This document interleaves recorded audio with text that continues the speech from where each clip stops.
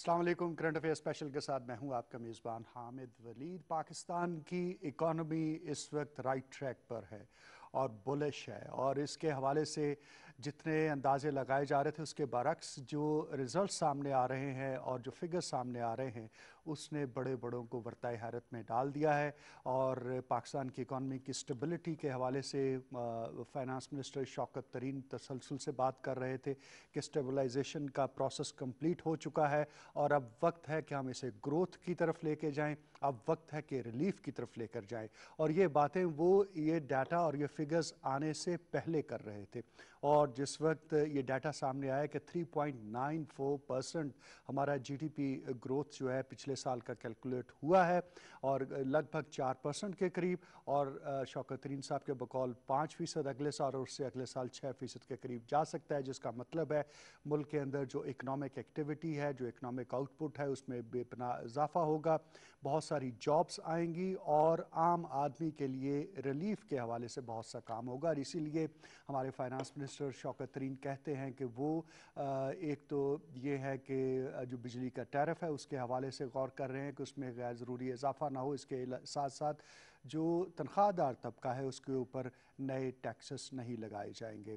But still the question is कि क्या मौजूदा एफबीआर का जो सिस्टम है, जो टैक्स और महसूलात इकट्ठा करने का सिस्टम है, उसका जो असल पोटेंशल है कि 8,000 अरब रुपया इकट्ठा हो सकता है इस इकॉनमी से, और हम 4-5 हज़ार के इर्द गिर्द घूमते हैं, और वो बाकी का पोटेंशल जो है उसको किस तरह से टैप किया जाएगा और उसके लिए क्या इक़दामात होंगे, ये हमारे आज का प्रोग्राम का स्पेसिफिक टर्म्स में मौजू होगा। लेकिन ओवरऑल हम इकॉनमी के हवाले से बात करेंगे, और इस ज़िम्न में स्टूडियो में हमारे पास मौजूद हैं मोहम्मद ज़ुबैर ख़ान नियाज़ी साहब, रहनुमा हैं पाकिस्तान तहरीक इंसाफ के और चेयरमैन हैं वज़ीर आला पंजाब शिकायत सेल के।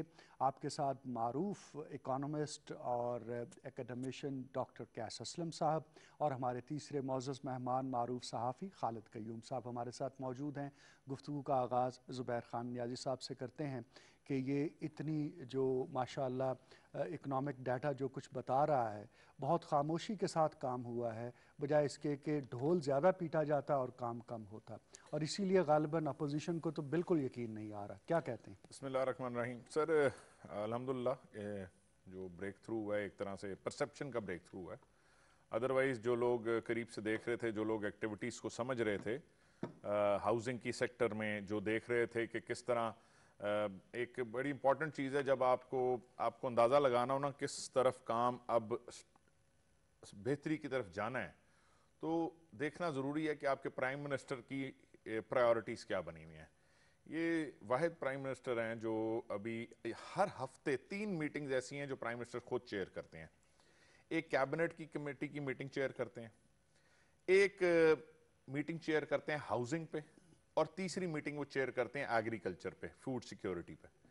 सो ये वो शोबे हैं जिनके अब अगर आप ग्रोथ को देख लें तो आपको समझ आ जाएगी कि लार्ज स्केल इंडस्ट्री जो कि सपोर्ट करती है खासतौर पे उसको हाउसिंग को भी, और साथ साथ एग्रीकल्चर की ग्रोथ। जैसे ही एग्रीकल्चर में आपका मुल्क एग्रीकल्चर मुल्क है, और यहाँ पे अब आप इसको ट्रांसफॉर्म नहीं करने जा रहे, इसमें ऐड करने जा रहे हैं, इंडस्ट्रियलाइज करने जा रहे हैं, उस दोनों के कॉम्बिनेशन और तवज्जो की तरफ। जिस तरह अगर आपको याद हो कि आज से कोई मेरे ख्याल है सितंबर या अक्टूबर 2020 में आपने एक पॉलिसी इंट्रोड्यूस कराई थी जिसमें आपने कहा था कि जो इंडस्ट्रीज हैं वो जितनी ज्यादा इलेक्ट्रिसिटी की कंजम्पशन करेंगी पिछली दफा से, जी, कॉरस्पॉन्डिंग पीरियड के तो मुकाबले इजाफी जो यूनिट लास्ट ईयर से जो एक्स्ट्रा यूनिट वो यूज करेंगे वो हाफ रेट पे मिलेगा उन्हें। एग्जैक्टली, ये बहुत बड़ी एक अनाउंसमेंट की थी। तो मैंने जितने भी इंडस्ट्रियलिस्ट से उस दिन बात की तो उस दिन लिटरली वो बैनर लगाने को तैयार थे पीटीआई का, और आज उसके समरात भी आ रहे हैं। वो जितनी उनके खुशी का आलम था वो उनके रिजल्ट्स में छलक रहा है।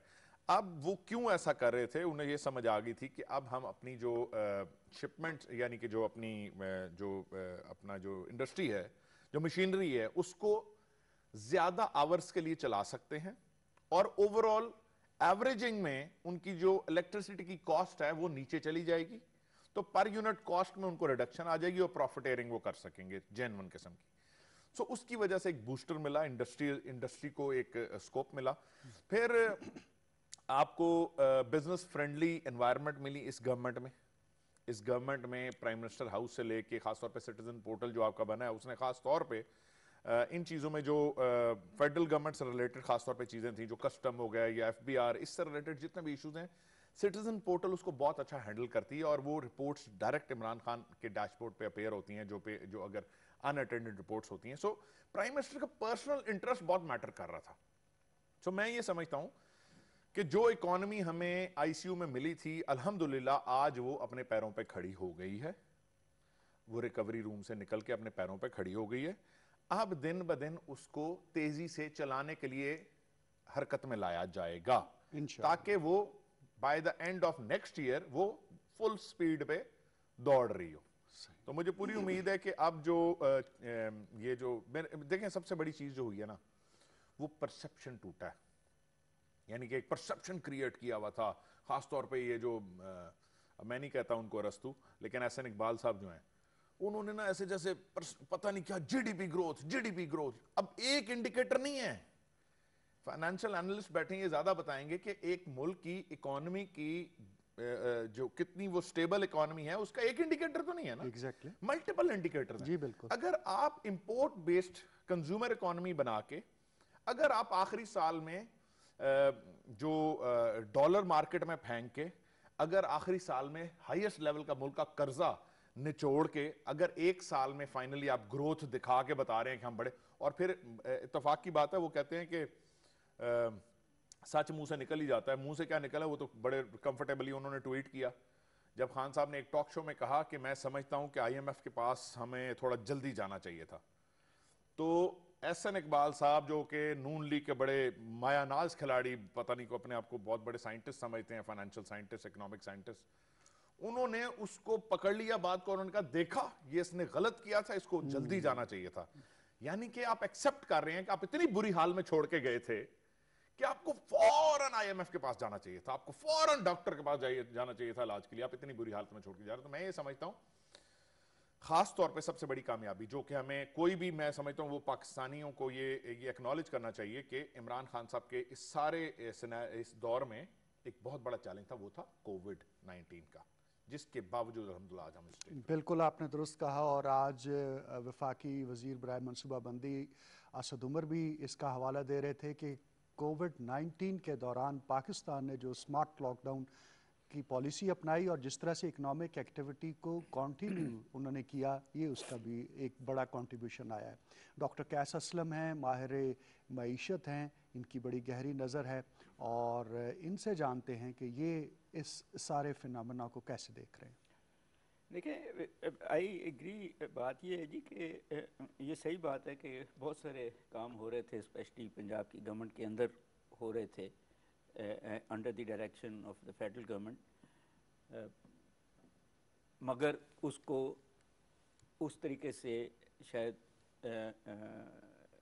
एडवर्टाइज नहीं किया जा रहा था या मार्केटिंग नहीं की जा सकती थी। अब वो परसेप्शन चेंज हुआ है और आई एग्री कि जब फिगर्स आने शुरू हो गए कि ये ग्रोथ रेट 3.94 आ गई, आपकी बैलेंस ऑफ पेमेंट में जो है प्लस हो गए, आपके रेमिटेंसेस भी बढ़ गए, $2 बिलियन पर मंथ आने शुरू हो गए, आपकी जो है बाहर के जो पाकिस्तानी हैं उन्होंने भी टोटल कोई $1 बिलियन आपके डिजिटल अकाउंट में डाल दिया, तो आपके रिजर्व्स भी कहीं 24 बिलियन आ गए, जिसमें फिर जो है रुपी डॉलर पैरिटी जो है वो उसमें डॉलर गिरा है और 152-153 पे कहीं आके स्टेबलाइज हुआ है। तो ये इन अ वे, हालांकि हम जो ऑयल इंपोर्टिंग कंट्री हैं, हम जो ऐसा मुल्क हैं जिसके और बड़े प्रॉब्लम्स हैं, हम पावर्टी में भी, अनस्किल्ड लेबर में भी, बट डायरेक्शन स्पेशली ये जो हाउसिंग सोसाइटीज़ जो कंस्ट्रक्शन को मरातें दे दी इररेस्पेक्टिवली कि वहाँ इन्वेस्ट कर लिया जाए, तो उसने बहुत सारी इंडस्ट्रीज़ को दिया। फिर आपकी जो टेक्सटाइल थी उसको इंपोर्ट करने, कॉटन इंपोर्ट करने की भी इजाज़त दे दी, तो आपकी वो भी कोई 9% या 19% बड़ी हैं आपकी एक्सपोर्ट्स। इन दी कॉन्टेक्स्ट बात ये है जी कि अब जो सारा इम्पोर्टेंस है वो ये है कि मैं आपको ये जो बजट पे वापस आने की कोशिश कर रहा हूँ कि ये जो पिछला बजट ये जो अभी ख़त्म हो जाएगा एक इस महीने के अगले महीने के एंड में, उसको मैं आज देख रहा था तो अनफॉर्चुनेटली उस बजट में 41% जो है वो पुराने कर्जे का सूद वापस करने पे है। जब तक हम उसको श्रिंक नहीं करेंगे हमारे हाथ खुलेंगे नहीं। इसी तरह हम 17.5% जो है वो हम डिफेंस पे लगाते हैं, जो शायद बढ़ना चाहिए इन दी कॉन्टेक्स्ट जो हमारे रीजनल हालात हैं।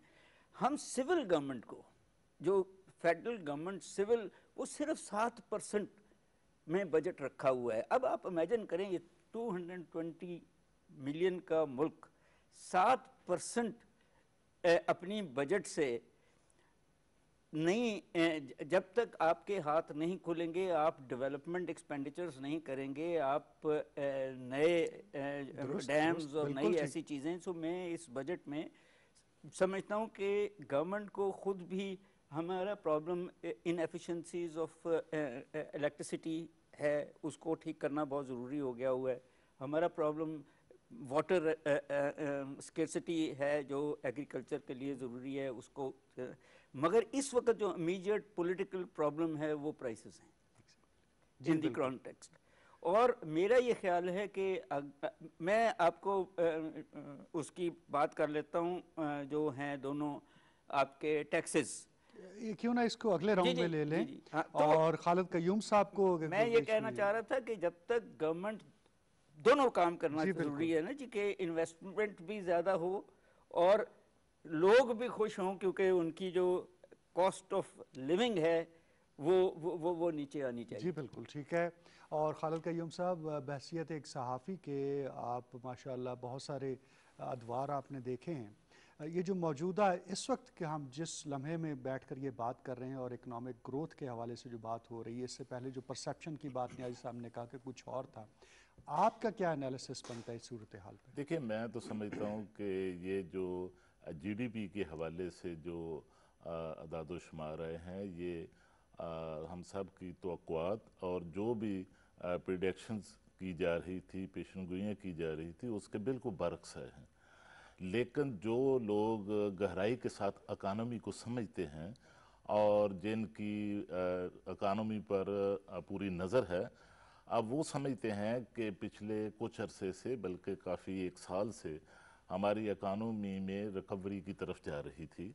और उसमें जिस तरह डॉक्टर साहब ने बात की कि अगर आप हमारे फॉरेन एक्सचेंज रिजर्व देखें तो वो पिछले 4 साल में सबसे ज़्यादा हैं इस वक्त। और अगर आप इससे भी आगे जो हमारी फॉरेन रिमिटेंसेज हैं, तरसीलात ज़ात जिनको कहते हैं, वो अगर आप देखें तो वो रिकॉर्ड हैं। वो पहले रवा माली साल के पहले 10 माह के दौरान अब वो 24 अरब डॉलर से तजावज़ कर गए हैं। और इस तरह अभी 2 माह जो हैं इस साल के रहते हैं। तो इसी तरह जो हमारी एक्सपोर्ट्स हैं, और एक्सपोर्ट्स में एक बहुत बड़ा जो रेवोल्यूशन है, इनकलाब है, वो ये है कि 2011 के बाद, यानी कितने साल हो चुके हैं कि पहली बार हमारी जो ग्रोथ है उसमें एक्सपोर्ट में ग्रोथ की तरफ हम जो है एक दहाई के बाद वो हाँ, एक दहाई के बाद हम ग्रोथ की तरफ एक्सपोर्ट में जाना शुरू हो चुके हैं। और उसमें जो सबसे ज़्यादा इस हवाले से जो जीडीपी पर कुछ लोग जो हैं, कुछ माहरीन भी इतराज़ात करते हैं और अपोजिशन तो यकीनन करेगी, लेकिन उसमें अगर आप देखें तो कई सेक्टर्स ऐसे हैं, मसलन एग्रीकल्चर सेक्टर देखें कि हमारी जो बम्पर क्रॉप हुई है, सिर्फ वीट की क्रॉप जो है वही बम्पर नहीं हुई, बल्कि राइस की अगर आप देखें पंजाब के अंदर, और दूसरा जो गन्ने की पैदावार है पंजाब के अंदर वो आप देखें, और दूसरी जो मकई या दूसरी जो फसल है, सिर्फ एक फसल ऐसी है, यानी जो कपास की फसल है वो 22-23% इसलिए मुतासर हुई है कि सितंबर में जो बारिशें हुई थी उनसे कपास की फसल जो है उसको नुकसान पहुंचा है। बाकी तमाम हमारी जो क्रॉप्स हैं वो बम्पर क्रॉप हुई हैं। और जो लोग कहते हैं 6 माह पहले जो है वो स्टेट बैंक की तरफ से या दीगर अदारों की तरफ से 3% ग्रोथ की बात हो रही थी, वो असल में ये था कि जो पुरानी हमारी क्रॉप रिपोर्टिंग है उसकी बेस पर जो है वो सारे अदादोशुमार थे। और अब जिस तरह बम्पर क्रॉप्स हुई हैं मुख्तलिफ किस्म की तमाम, उनको अगर आप देखें तो वाजे जो मुस्बत जो मुआशी इशारे हैं वो खोलकर वो नज़र आ रहे हैं। और दूसरा उसमें जो हमारा लार्ज स्केल मैन्युफैक्चरिंग जी, उसकी सेक्टर तरफ है हवाला न्याय साहब ने भी दिया था। हमारी जो है वो रिकॉर्ड एग्जैक्टली, तो 9% से अबव जो है वो उसमें जो है ग्रोथ हुई है। ग्रोथ है। और इस तरह जिस तरह डॉक्टर साहब ने कहा कि हमारा जो अगस्त 2000 से लेकर जो हमारी करेंसी है उसमें जिस तरह जो है करेंसी में बेहतरी आई है, इम्प्रूवमेंट आई स्टेबल है, हुई है, तो बिल्कुल बाकी ठीक है। ओवरऑल डॉक्टर मजमूई साहब, तौर पर हमारी इकानमी स्ट्रांग हुई। डॉक्टर साहब, रेवेन्यू जनरेशन हमेशा से एक चैलेंज हर एक के लिए रहा है। मौजूदा हुकूमत की इस हवाले से पॉलिसी और तरजीहात अगर हम जानना चाहें तो क्या नज़र आती हैं? लेकिन जी बात यह है कि मैं अभी यही बात करने लगा था कि जो पिछला बजट था जो ख़त्म हो रहा है उसमें 5 ट्रिलियन जो 5,000 बिलियन रखे गए थे रेवेन्यू कलेक्शन, जिनमें मज़े की बात यह है कि 2 ट्रिलियन जो थे रुपए वो डायरेक्ट टैक्सेस से हैं और 3 ट्रिलियन इनडायरेक्ट टैक्सेस से हैं। और मेरा ख्याल है कि ये तो गवर्नमेंट ने नहीं बताया कि इनडायरेक्ट टैक्सेस से ज़्यादा पैसे आए या डायरेक्ट टैक्सेस से, मगर वो हदफ पूरा होना शुरू हो गया। बात यह है कि जी 2 बड़े इंटरेस्टिंग चैलेंजेस हैं, बल्कि मैं इनको 3 कहूँगा। एक चैलेंज तो ये है कि आप जो आपके इन्वेस्टर्स हैं उनका जो है टैक्स उनको छूट दें, उनको मरातें दें ताकि वो प्रॉफिटेबिलिटी उनकी आए और वो इन्वेस्टमेंट करें। मैं इसमें बता दूं कि हमारे जो फॉरेन डायरेक्ट इन्वेस्टमेंट है वो बहुत कम हुई है, सब्सटेंशियली कम हुई है, 35% उसमें कोरोना का भी एक जी वो असल तो वही है। बट बिल्कुल। इन दी सेकंड जो इसी के साथ है वो ये है कि आम लोगों को जब तक आप इनडायरेक्ट टैक्सेस को 17% से जीएसटी को कम करके 10% पे नहीं लाएंगे, ये महंगाई जो है वो आपके कंट्रोल नहीं होगी। मगर ये दोनों काम अगर गवर्नमेंट करती है तो गवर्नमेंट को तीसरा प्रॉब्लम आ जाता है कि खुद चलाने के लिए जो पैसे हैं चाहिए। सो ये डायरेक्शन जो शौकत तरीन साहब ने दी है वो बड़ी ठीक है कि हम नए टैक्सेस नहीं लगाएंगे, हम सब्सिडीज़ भी देंगे इंडस्ट्री को, मगर हम टैक्स नेट को बढ़ा के। अब ये है चैलेंज कि रिटेल को टैक्स करना मुशर्रफ नहीं कर सका, पिछली गवर्नमेंट्स नहीं कर सकी, ये गवर्नमेंट ने भी कोशिश की। इन दी कॉन्टेक्स्ट में मेरा ये ख्याल है कि बहुत सख्ती कर देनी चाहिए और रिटेल पे टैक्स लगाना चाहिए, बीच के टैक्स उड़ा के बिल्कुल आप ये अपना फ़ायदा उठा सकते हैं। जी न्याय साहब, ये चैलेंज है कि डॉक्यूमेंटेशन ऑफ इकोनॉमी और उसमें ख़ास तौर पर जो रिटेल सेक्टर है उसको किस तरह से आप टैक्स नेट में ले आते हैं कि हमारी इकोनॉमिक एक्टिविटी, बिजनेस एक्टिविटी भी जारी रहे और जो ट्रेडर है वो अपने आप को कंफर्टेबल फील करे जब वो रिटर्न भरता है, जब वो टैक्स देता है। क्या कहते हैं? टैक्स एवेडर्स की तो बात खुद तरीन साहब ने भी की है। बिल्कुल आपकी बात ठीक है। बेसिकली जो टैक्स नेट को बढ़ाने का जो सबसे बड़ा जो ज़रूरत है वो ख़ास तौर पर रिटेलर्स हैं। इसका एक मेरे ख्याल में स्ट्रेट लाइन फार्मूला को ड्राइव करने की ज़रूरत है और शायद हो रहा है, जिसमें एक आइडिया आया था कि स्क्वायर फुटेज ऑफ एक दुकान की स्क्वायर फुटेज की अकॉर्डिंगली आप इसको फिक्स कर दें। ये वो पॉज सिस्टम सबसे इम्पोर्टेंट है सबको पहले टैक्स नेट में लाना। जी ठीक है। अगर ये टैक्स नेट में एक दफ़ा आ गए तो सिस्टम मजीद भी रिफाइन फ्यूचर में कर दिया जा सकता है। लेकिन जो उससे भी बड़ी चीज़ है वो इनका कॉन्फिडेंस बढ़ाने की ज़रूरत है। देखिए डायरेक्ट टैक्सेशन क्यों यहाँ पे इतनी ज़्यादा नहीं हो पाई? हमारी आवाम की तवक्कुआत क्या है? हमारी आवाम एक आवाम और गवर्नमेंट के बीच में एक बहस है कि मुर्गी पहले कि अंडा पहले। हम आपको टैक्स पहले देंगे या आप हमें सहूलियात पहले देंगे। ये एक बड़ी जंग है। मैं ये समझता हूँ कि अब जो एक्चुअली ये फलाई रियासत की तरफ जो एक कदम रखा गया है और यूं पूरे पंजाब और केपी को तो दे दिया गया है, पूरे केपी को कवर कर दिया गया हेल्थ इंश्योरेंस से 10 लाख पर फैमिली। यही कवरेज अब पंजाब के हर खानदान को मिलने लगी है। 10 लाख की हेल्थ लिमिट इंश्योरेंस तक इलाज करा सकती है हर फैमिली। अब ये साहिवाल डिवीजन और डीजी खान डिवीजन से डिस्पर्समेंट शुरू हो गई है और हमारी गवर्नमेंट और आखिरी डिवीजन होगा Lahore. By the end of this year ये कंप्लीट हो जाएगा। तो मैं ये समझता हूं कि जब पब्लिक ये देखती है कि गवर्नमेंट हम पे स्पेंड कर रही है इस तरह डायरेक्टली, दूसरा जैसे आप किसान को किसान कार्ड देने लगे हैं, आप सब्सिडी बजाय देने के किसी फर्टिलाइजर कंपनी को या किसी और को उसके अकाउंट डायरेक्ट किसान को वो सब्सिडी देने लगे हैं। और अगर तीसरी मैं आपको बात बताऊं जो शुरू होने वाला है इंशाल्लाह नेक्स्ट 2 मंथ्स में, जुलाई या अगस्त तक शुरू हो जाएगा। पुराना जैसे राशन कार्ड होता था, जो जनरल सब्सिडी भी है जो आप किसी आटे पे देते हैं या किसी पे देते हैं, अब वो भी पूरे पाकिस्तान के 3 करोड़ खानदानों को टारगेटेड मिला करेगी। एक उनकी सब्सिडी कार्ड बन जाएगा जिससे वो कहीं से भी शॉप करके और फिर वो शॉपकीपर गवर्नमेंट से रीइंबर्समेंट ले लेगा। सो ये होगी टारगेटेड सब्सिडी। अभी हम जो सब्सिडी देते हैं वो सिर्फ फ्लोर मिल वाला एंजॉय करता है, वो सब्सिडी नीचे नहीं जा पाती उस तरह।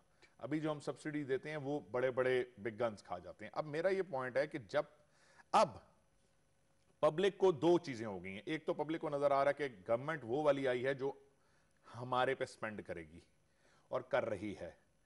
दूसरा उनको जो सबसे इंपॉर्टेंट चीज है वो ये है कि अब आप उनको एक्चुअली सब्सिडीज का आप हवाला देंगे मेरा? नहीं, सब्सिडी का तो मैंने बता दिया ना कि डायरेक्ट उनको ये पता लग गया। दूसरा उन्होंने ये गवर्नमेंट ने पूरा चांस दे दिया अनडॉक्यूमेंटेड जो आपके पास पैसे थे या एमनेस्टी जो दी, एमनेस्टी आते साथ हमने दी इसीलिए थी ताकि सख्ती करने से पहले किसी के पास जवाज ना हो, कोई कह सके जी आपने बताया नहीं सख्ती करना। और कंस्ट्रक्शन सेक्टर में आपको फिर एक सेकंड चांस दिया गया क्योंकि हमारी एक बहुत ही ह्यूज लेवल पे अनडॉक्यूमेंटेड इकोनॉमी है। नॉट दैट कि बहुत बड़ा हराम का पैसा है किसी के पास, बेसिकली आप इजी लेते रहे क्योंकि किसी ने आपको मुतवज्जे नहीं किया इस तरफ। जैसे आप देहात में चले जाएं तो प्रॉपर डॉक्टर को चेकअप नहीं कराते, तो आप इसी तरह अब ये प्रॉपर फाइनेंशियल सेटअप के तहत ये करेंगे। तो मुझे पूरी उम्मीद है कि उसके बाद ये अब लाइमलाइट में आ जाएंगे, ज्यादातर आ जाएंगे। तो डॉक्टर साहब फिर ये जो स्टेप्स है, एमनेस्टी हो, सब्सिडीज हो, डायरेक्ट पैसे जाने हैं फलाही रियासत के तौर पर, आपका हेल्थ इंश्योरेंस कवर मौजूद है, इसके बाद वो ट्रस्ट लेवल एक आम पाकिस्तानी का इस हद तक बिल्डअप हो जाएगा कि वो हैप्पीली कंट्रीब्यूट करे टैक्स की कलेक्शन के हवाले से और अपना टैक्स पे करे? देखें, बात यह है कि जी टैक्स तो कोई भी खुशी से नहीं देता, बट वो रिलेशनशिप बहुत ज़रूरी है। जो मैं एग्री कर रहा हूँ न्याजी साहब से कि लोगों को ये एहसास होना चाहिए कि ये हमारी गवर्नमेंट है, ये कोई कॉलोनियल ब्रिटिश गवर्नमेंट नहीं है। इसको हमने जिस तरह गांधी ने वो कहा था कि टैक्स नहीं देना, उनसे ये नहीं होगा।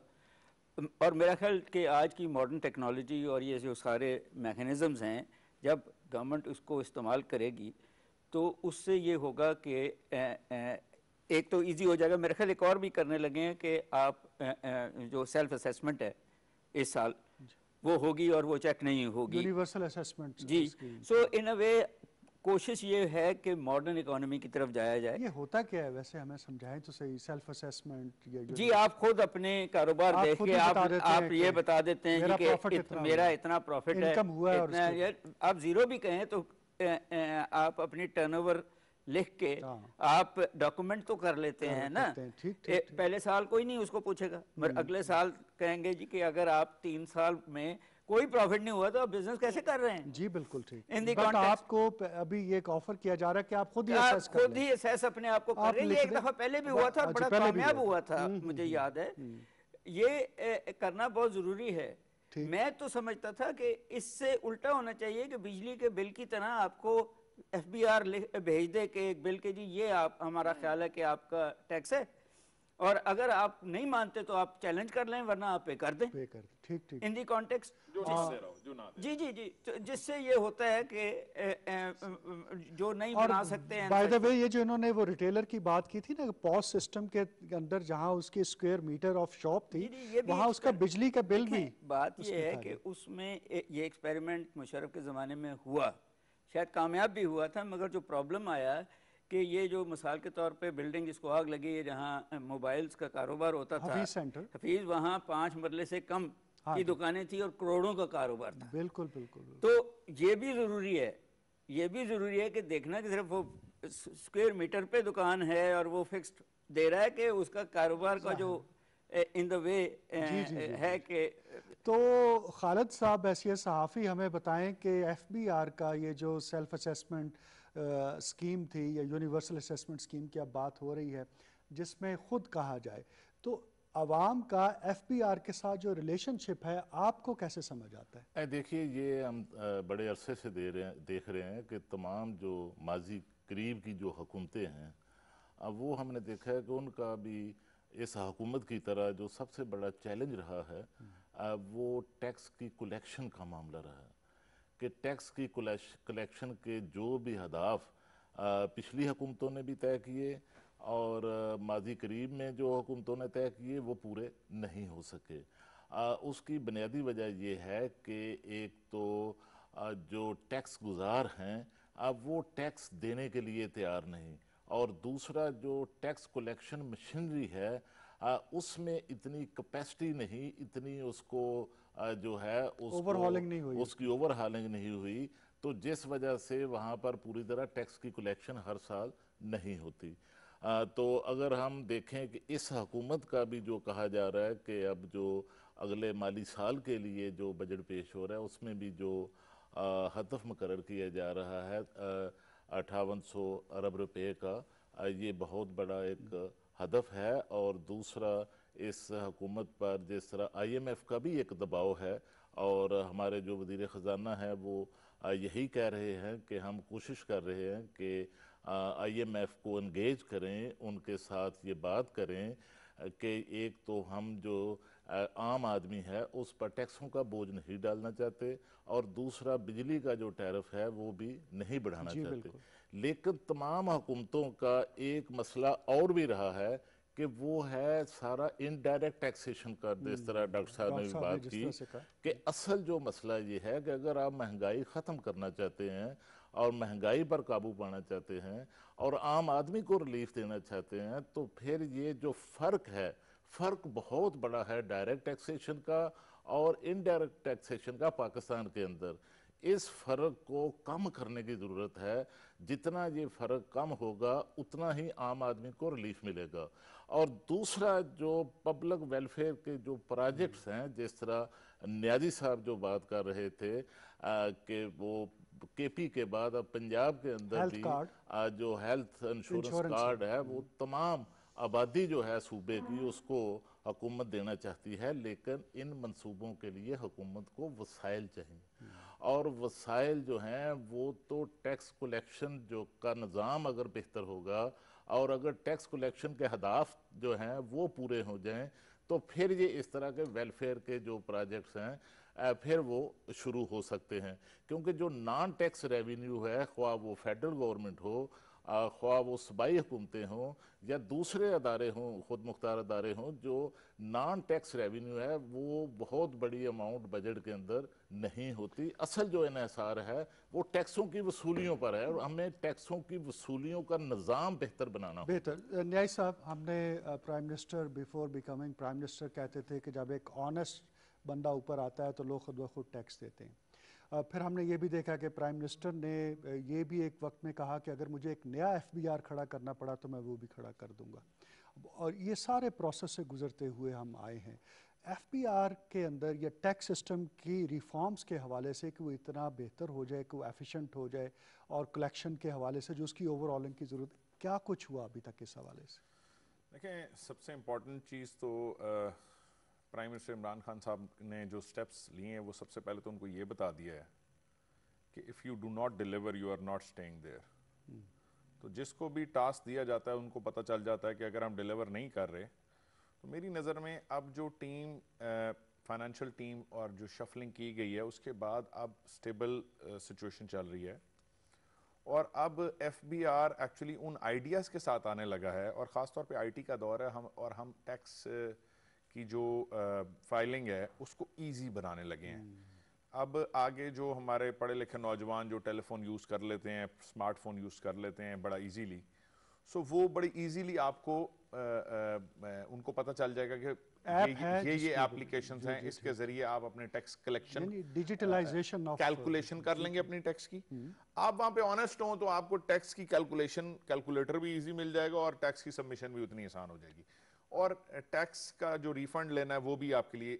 देखिए स्टेप्स आप, अब यहाँ पे क्या होता है, डरते किस बात से हैं लोग?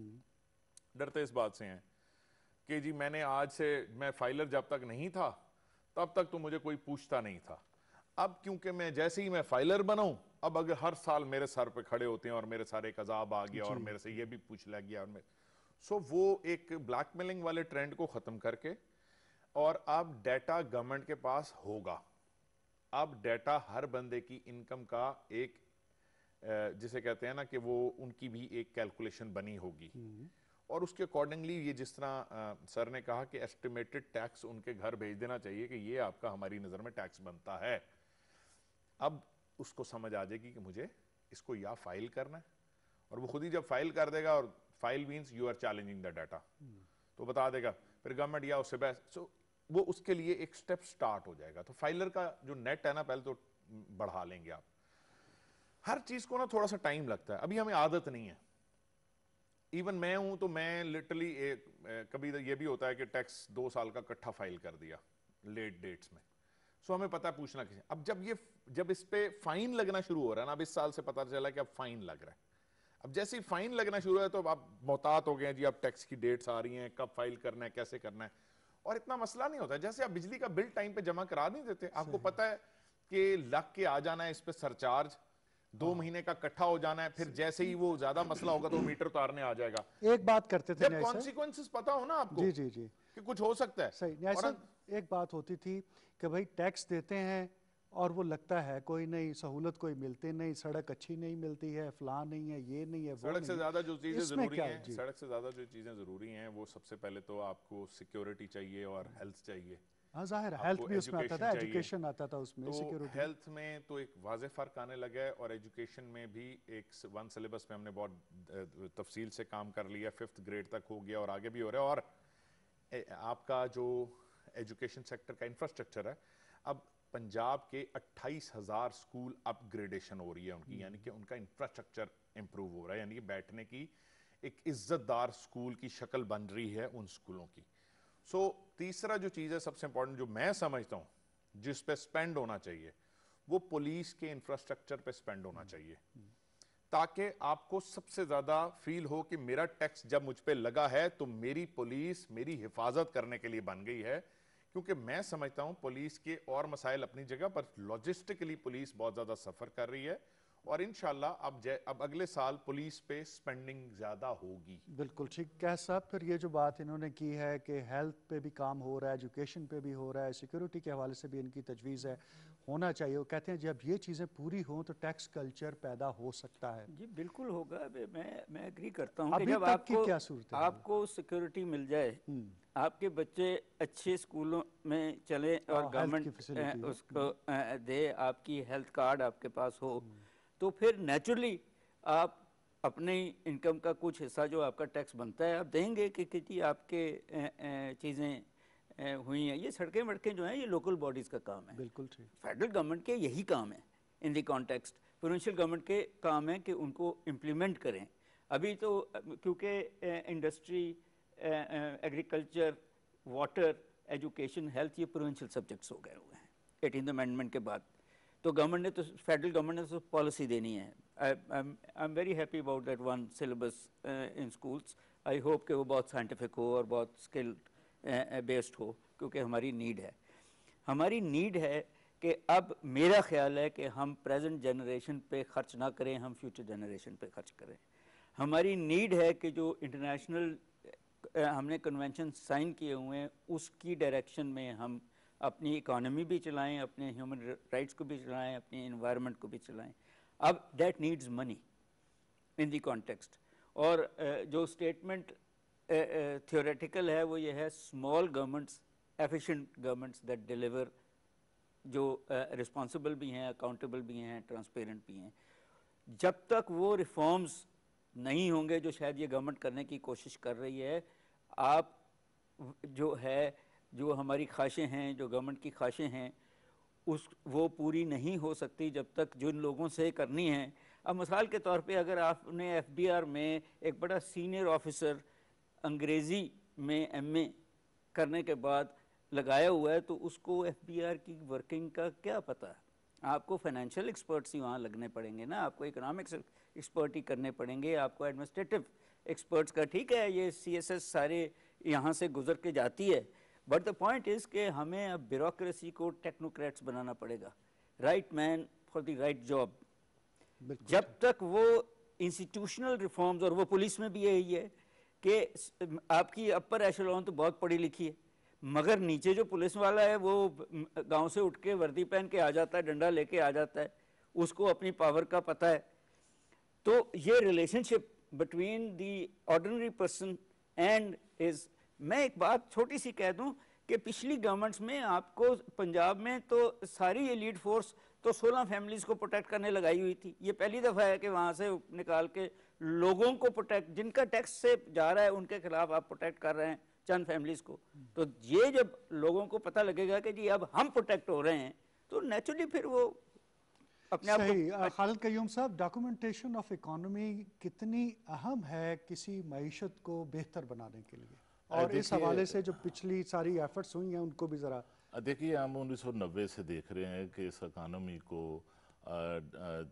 में डॉक्यूमेंटेशन जो है उसको करने के लिए कई बार इक़दाम हुए, और फिर उसके ख़िलाफ़ जो मज़ाहमत है वो भी हमने देखी कि किस तरह जो ट्रेडर्स ने किस तरह इसकी 90 के अंदर जब सेल्स टैक्स की पहली बार जब इसके नफाज की बात शुरू हुई, तो इसी लाहौर शहर के अंदर जो है वो ट्रेडर्स ने किस तरह जो है इसके ख़िलाफ़ मज़ाहमत की, और फिर उसके बाद हर हुकूमत ने अपने दौर में इस हवाले से डॉक्यूमेंटेशन की कोशिश भी की, लेकिन जो हमारी एक मखसूस जो ट्रेडर क्लास है जिन्होंने कभी देखिए जो हमारे सब लोग ऐसे नहीं हैं कि हम उनको टैक्स गुजारों को कहें कि वो टैक्स नहीं देते, लेकिन एक मखसूस तबका जो है उसने हमेशा इसमें जो है वो रुकावट पैदा की। और दूसरा मैं आपको बताऊं कि हम यहाँ बात कर रहे हैं कि फेडरल गवर्नमेंट को अपनी टैक्स बेस जो है उसको बेहतर करना चाहिए या कलेक्शन का निज़ाम बेहतर करना चाहिए।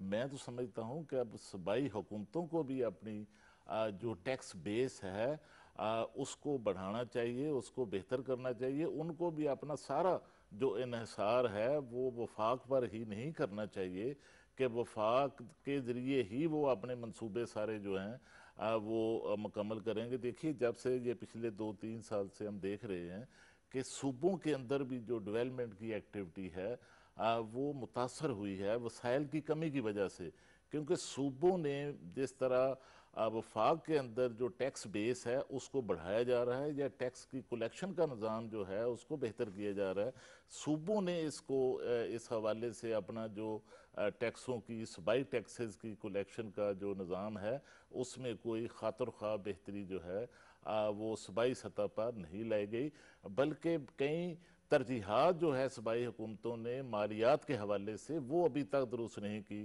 कि जो नेशनल फाइनेंस कमीशन है उसके तहत सूबों को तो जो वसाइल थे अब वो तो दे दिए गए, लेकिन आगे सूबों ने जो वसाइल पूरे सूबे के अंदर जो आबादी की बुनियाद पर जो अपना फिनांस अवार्ड देना था उसके तहत तकसीम करने थे, जो इंसाफ कायम करना था, वो सूबों ने पिछले दौर में भी हमने देखा कि सूबों ने इस तरह नहीं किया, बल्कि जो चंद मखसूस शहरों के अंदर जो वसाइल हैं सूबों के या वफाक से जो वसाइल आते हैं वो उन शहरों तक महदूद रहे।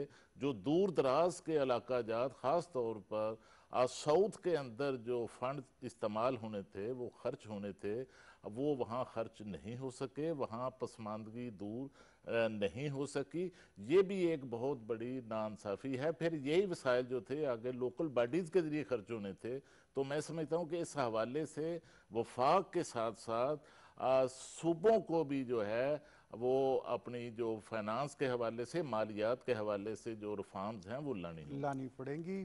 फाइनेंस मिनिस्टर ने कैसा कहा कि जो टैक्स अवेडर्स हैं उनके खिलाफ कानून हरकत में आएगा और गिरफ्तारियां तक हो सकती हैं, ये कितना कारगर होगा? देखिए जी, मेरा ये बड़ी देर से ख्याल था कि जब ये एमएसटी दी थी तो उसके साथ सज़ा भी होनी चाहिए थी कि हम आपको एमएसटी दे रहे हैं, आप उसको लें, और अगर नहीं लेंगे तो फिर हम आपका। ये पहली दफ़ा हुआ कि फाइनेंस मिनिस्टर साहब अब सज़ा करने की कोशिश कर रहे हैं कि जनाब आपको हमने अब तक एमएसटीज़ भी दे दी, आपको मरातें भी दे दी, अब आप जो है अगर टैक्स एवेडर आप पकड़े गए तो बिल्कुल इन अ वे जो है मेरा ख्याल है कि पहले फाइन्स होंगे और जो उसको नहीं मानेगा तो फिर उस कैद भी हो कैरेट जाएगी। एंड स्टिक की जो पॉलिसी जी बहुत ज़रूरी होती है किसी भी मुल्क में। आज की दुनिया में अगर हुकूमत ने डॉक्यूमेंट करना है इकॉनमी को, टैक्स लेना है और फिर टैक्स खर्च करना है, तो फिर कैरेट एंड स्टिक बहुत ज़रूरी है कि हम ये तरफ से मरातें दे रहे हैं, ये आपका जो ड्यूटी है वो आप पूरी करें, आप अपना टैक्स दें, और अगर आप हमसे मरातें तो ले रहे हैं और ड्यूटी जो है नहीं पूरी कर रहे तो फिर आप सज़ा ले लें in the context. So I think ये डायरेक्शन सही है। अनफॉर्चुनेटली जब तक आप एफबीआर को रैशनलाइज नहीं करेंगे या उस वक्त तक ये ज़रा प्रॉब्लम में आ जाता है, क्योंकि हमारे मुल्क में एक और कल्चर भी है ना कि आप वो जो आया आपकी असेसमेंट करने, वो जो आया जो आपसे टैक्स लेने, तो हम उसका 1/4 हिस्सा चाय पानी दे के गलत असेसमेंट करा लेते हैं। सो इन दी कॉन्टेक्स्ट आज जो इंफॉर्मेशन टेक्नोलॉजी आ गई है, आज जो यंग लोग बड़े ऑनेस्ट और बड़े काम करने वाले लोग हैं, जब आप उनको लाते हैं चीज़ों में तो वो फिर वो पुरानी जो सिस्टम्स हैं उसमें दरारें डालती हैं, और आई थिंक उस तरफ जाना बहुत ज़रूरी है। मोहम्मद ज़ुबैर खान न्याई साहब, जीडीपी ग्रोथ जो अचीव हुआ है ये कितना मुआवन हो सकता है रेवेन्यू जनरेशन को बेहतर करने के हवाले से? सर 100%। जितनी एक्टिविटी होगी, जितनी ग्रोथ होगी, जितने सेक्टर्स चल रहे होंगे, उतना ज़्यादा आपको नेचुरली रेवेन्यू डायरेक्ट भी और इनडायरेक्ट भी आने के। इवेजन ना हो रही हो, और नहीं इवेजन तो इसका पार्ट, मैं कह रहा हूँ कि सबसे पहले इवेजन को अगर आप कांस्टेंट भी रख लें ना, तो जब एक ग्रोथ हो रही है तो रेवेन्यू में तो हाँ ये कह लें कि वो इवेजन और नॉन इवेजन में उस मजीद इम्पैक्ट आ जाएगा। लेकिन जब ग्रोथ ऊपर जा रही है और एक्टिविटी जनरेट हो रही है तो नेचुरली इसमें, और ये और आपको बता दूं, ये जो टैक्स कलेक्शन है इसमें ये ज़हन में रखें, जो हमारे दौर का टैक्स कलेक्शन है और पिछले दौर का टैक्स कलेक्शन में बहुत बड़ा फर्क बता दूं। इंपोर्ट बेस्ड इकोनॉमी थी, $60 अरब की इंपोर्ट थी और सारी इंपोर्ट्स पे टैक्स लगता था। सो हम इंपोर्ट्स को बहुत नीचे ले गए हैं, उसके बावजूद हम टैक्स कलेक्शन को ऊपर ले गए हैं। सो ये जो पहली, और हमारी, मैं तो पहली दफा देख रहा हूं कि टैक्स का जो हदफ आपने रखा वो आप अचीव करने लगे हैं इंशाल्लाह। और मेरी नज़र में ये ओवरऑल मैनेजमेंट और स्ट्रेटेजिक और मैनेजमेंट, और ये अल्लाह ताला की खसूसी आपने हार्डवर्क किया और आपको आज रिजल्ट्स मिल रहे हैं। और सबसे जो बड़ी बात है, इससे परसेप्शन टूट रही है। जब परसेप्शन टूटती है तो और लोग इनकरेज होते हैं आपकी मार्केट में। आज मैं समझता हूं कि इससे पहले तो जो लोग ज्यादा समझदार थे, जो एक्चुअली डीप इनसाइड इकोनॉमी को समझते थे, फाइनेंशियल एक्टिविटी को या बिजनेस एक्टिविटी को बहुत डीपली अंडरस्टैंड करते थे, वो तो बहुत पहले से एक्टिविटी का पार्ट बन रहे थे। लेकिन आज जब परसेप्शन टूट रहा है, आज जब फिगर्स आ रहे हैं, ग्रोथ रेट, अभी तो ग्रोथ रेट ये अभी भी ये प्रोजेक्टेड है, अभी 2 महीने बाद एग्जैक्ट आ जाएगा। बिल्कुल। सो वो ग्रोथ रेट जो एग्जैक्ट आ जाएगा, उसमें अकील करीम डेडी और कुछ और फाइनेंशियल एनालिस्ट हैं, उनका ख्याल है कि ये 4.5 भी क्रॉस कर जाएगा, ये 3.94 पे सिर्फ नहीं रहेगा। सो मेरा पॉइंट ये है कि अब जो कॉमनर्स हैं, जब उनके दिमाग में परसेप्शन टूट रहा है तो वो बिजनेस एक्टिविटी में मजीद एनकरेज होंगे। ये कॉमनर्स के लिए बहुत अच्छी, ये जो जो जो जो मीडियम और स्मॉल एंड मीडियम इंडस्ट्री है, एंटरप्राइज है, वो अभी बहुत इनकरेज होके उसमें इन्वेस्टमेंट्स आएंगी। और जो एक और चीज मैं आपको बता दूं, जो स्मॉल जो नौजवानों को छोटे लोन्स देने का जो प्रोग्राम कामयाब जवान के प्लेटफॉर्म के जरिए, जो पंजाब बैंक और दीगर प्राइवेट बैंक्स और खास तौर पे, और अभी तो हाउसिंग सेक्टर ने वो किक ऑफ ही नहीं किया सही तरह से। अभी तो समझें कि स्टार्टर्स हुए हैं, अभी तो ग्रे स्ट्रक्चर पे काम हो रहे हैं। और ये इतनी जो इनिशिएटिव्स लिए गए हैं हाउसिंग सेक्टर में, ये भी आपको बता दूं, ये अगले 20 साल तक एक्टिविटी जनरेट रखेंगे। एक बिल्डिंग जो थोड़ी सी अपार्टमेंट बिल्डिंग टाइप की जो बड़ी आप बिल्डिंग स्टार्ट कर देते हैं, समझे कि 3 साल तक उसकी एक्टिविटी है। और स्पेशली फोरक्लोजर लॉ के हवाले यस से यस, जो फोरक्लोजर लॉ के आने के बाद खास तौर पे जो आप एक्चुअली लोगों की जो जो जो सस्ते घरों की आप स्कीम दे रहे हैं, जो लोगों को, जो आपने 50 लाख घर का वादा किया था और जिस पे कुछ अर्सा पहले तक ये मजाक बनाने की कोशिश करते थे, अभी बेचारों के पास अल्फाज नहीं बचे। और अभी मैं देख रहा था कि कुछ ऑपोजिशन के लोग बहुत जोर दे रहे थे कि नहीं देखें ये ऐसे नहीं तो ये वैसे, तो मैं, मेरे लिए उनको एक ही जवाब था कि आप झूठ बोलना छोड़ दें और इंशाल्लाह अब इनसे इमरान खान नहीं पकड़ा जाएगा। ये मुल्क तरक्की करना था और करेगा। इमरान खान नहीं, हम सब की बेहतरी इसमें है कि ये मुल्क अब जिस ट्रैक पे चल पड़ा है, अल्हम्दुलिल्लाह हम हर लिहाज से दुनिया में सबसे इंपॉर्टेंट चीज़ है आपकी ग्रोथ के लिए कि आप खुद मुख्तार हो गए हैं आलमी सतह पे। अब आपको कोई आंखें नहीं दिखा पा रहा, अड्डे नहीं आपसे ले पा रहा हवाई। अच्छा, डॉक्टर साहब, योर कंक्लूडिंग रिमार्क्स। देखिए जी, बात यह है कि आपकी जो टैक्स पॉलिसी होती है उसके अंदर बहुत ज़रूरी है कि आप ऑटोमेटिक स्टेबलाइजर्स रखें कि जैसे ग्रोथ ऊपर जाती है तो टैक्स कलेक्शन भी ऊपर जाती है और जैसे ग्रोथ नीचे जाती है तो टैक्स कलेक्शन भी, ये बहुत ज़रूरी है कि टैक्स कलेक्शन में। और आई थिंक ये है, बट आई बिलीव कि ये जो अगला बजट आ रहा है वो उसमें शायद आम आदमी के लिए बिजली के बिल भी वो टैरिफ भी कम होंगे और शायद आपका डायरेक्ट कम तो इनडायरेक्ट नहीं टैक्स कह रहे हैं, बढ़ाएंगे नहीं जी, मगर जब आप कॉस्ट को कम कर देंगे और जब आप मिक्स जो है वो वाटर और सोलर और इंडिजिनस मिक्स लाएंगे तो फिर नेचुरली आपके इंपोर्ट बिल कम होगा और उससे उसके वो कम होने पड़ेंगे। वैसे तो पेट्रोलियम लेवी ऑलरेडी 30 की बजाय 8 रुपए पर लीटर ले रहे हैं हम। जी, बट वहाँ भी एक इन द हो एंड रहा ऑफ थिंग्स आपका 60% मिक्स जो है वो ऑयल से आ रहा है ना जी। अच्छा, आप तो बिजली, ठीक है। बिजली की बात कर रहा हूँ। सो जब तक आप ये इस डायरेक्शन में नहीं जाएंगे तो ये in cost of doing business और एवरीडे कॉस्ट जो है वो कम करनी बहुत ज़रूरी है, मगर इसके साथ साथ इन्हांसिंग ऑफ इनकम जनरेशन भी बहुत ज़रूरी है और वो लिंक होती है। हम एक स्टेटमेंट दे देता हूँ कि आपको प्रॉफिट मेकिंग इकोनॉमी बनना है, रेंट सीकिंग इकोनॉमी नहीं बनना।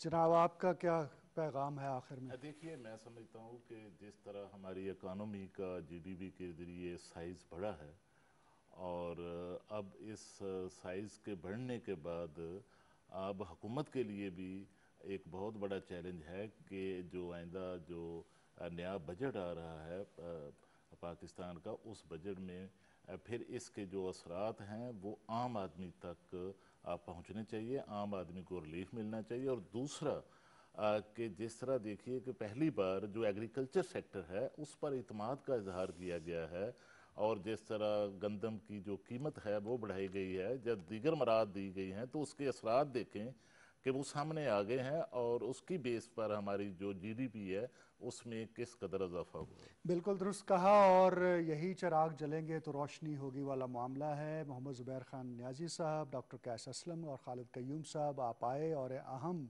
मौजू के ऊपर बड़े आसान तरीके से आपने हमारे देखने वालों के लिए बताया है कि क्या कुछ अचीव हुआ है और क्या कुछ मज़ीद होने वाला है। इसके साथ ही हमारे आज के प्रोग्राम का वक्त ख़त्म हुआ चाहता है। अपने मेज़बान हामिद वलीद को इजाज़त दीजिए। अल्लाह हाफ़िज़।